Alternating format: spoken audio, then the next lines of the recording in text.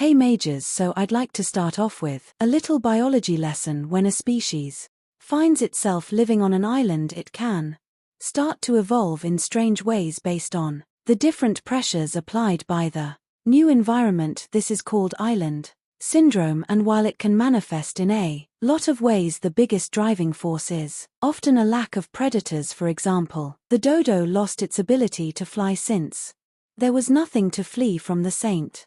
Killer field mouse got twice as big since it no longer had to hide, and with no one around to bully them, the Sardinians started putting maggots in their cheese. Meet Chasm Marsu. Literal translation: rotten cheese. It's made by taking a perfectly good wheel of Pano and letting a special type of fly lay eggs in it. The fly babies then work to partially digest the cheese, rendering it goopy and wet and maybe quite tasty and worm-filled. Now, cheese as a concept is already quite suspect. It's clotted milk that you fill with bacteria and mold and let sit for a while, but cheese is safe and delicious. Cheese is my friend. I trust cheese, so my guard would be down around Chasm Marsu. I've learned to look past to cheese's childhood strange upbringings are what give them their character, but it turns out those maggots are still alive, and if you don't chew well enough, they can cause anomaiasis, which is a fancy term for fly larvae living in your intestines. Symptoms are similar to food poisoning, except with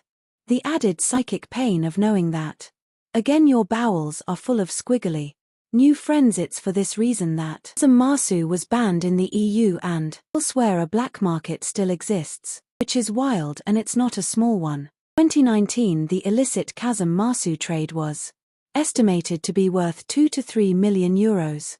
Personally, I would just do it prohibition style, like definitely don't these fly eggs on this sumptuous Pano, but if you do, you absolutely shouldn't keep it warm and damp for a week. But although it's traditional to leave the larvae alive, you eat your mag and cheese, some consumers still prefer them dead.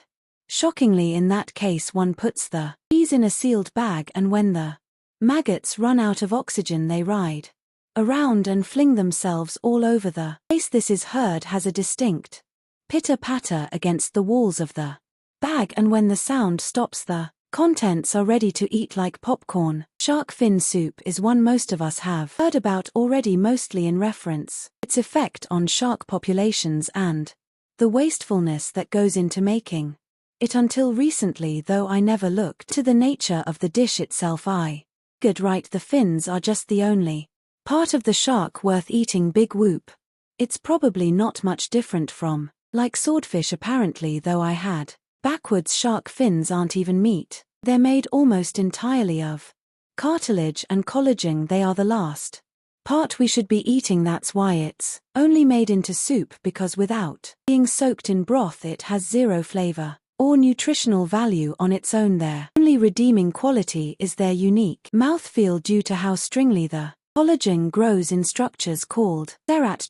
The texture has been described as somewhere between chewy and crunchy, which I find describes most. There's actually other adjectives present on Wikipedia include snappy, gelatinous, and shiny. The exact sensation of eating this substance remains a mystery to me, and the unintended side effect of all this research is that I now really want to try it. Like it's a big trade. I've got to be the one that's wrong. There is imitation shark fin soup available, but I've already decided that it's not nearly as good, so I've come up with a compromise to this controversy. Everyone on Earth gets just one bite. Say there's 10 bites to a fin, 4 fins to a shark. 200 million sharks die. Sure, a necessary casualty, but then we can end the practice forever. All done. You can finally rest. Mr. Ming, come here, baby.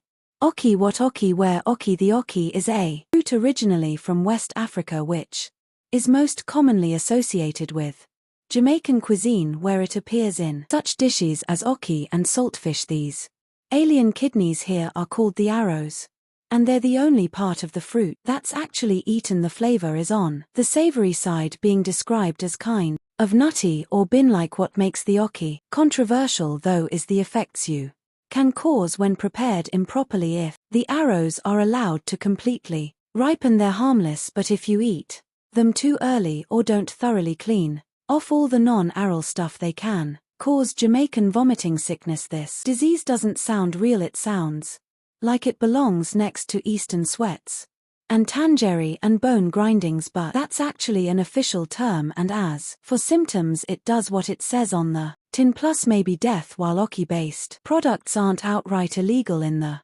United States. They are very tightly regulated, and the raw fruit itself cannot be imported, so if you're American and want to try it, your options are fully cooked canned AIE or going to Florida where a few people grow it domestically. Next we have bird's nest soup. This is another one that I've vaguely heard of, and for years I just assumed the name was a playful metaphor, like ants on a log or on a shingle. Turns out nope, this dish contains an actual bird nest, not like a pile of twigs like I was picturing, but rather a specific type of nest only made by certain species of swiftlets. These nests are mostly made out of mucins, which are a set of proteins that, among other things, serve to thicken all those wonderful secretions our bodies make. There's a little bit in human saliva, a little bit more in mucus and in swiftlet saliva. Look out, pal. So all the swiftlet does is it finds a nice wall, starts laying out fat strings of slobber which dry, and eventually she's got nice place to roost. That is right up until some gourmand says, today I crave bird spit. You can keep the eggs though, and they then reconstitute it back into its original gelatinous texture. Unfortunately, these nests can't enter the us, since, believe it or not, eating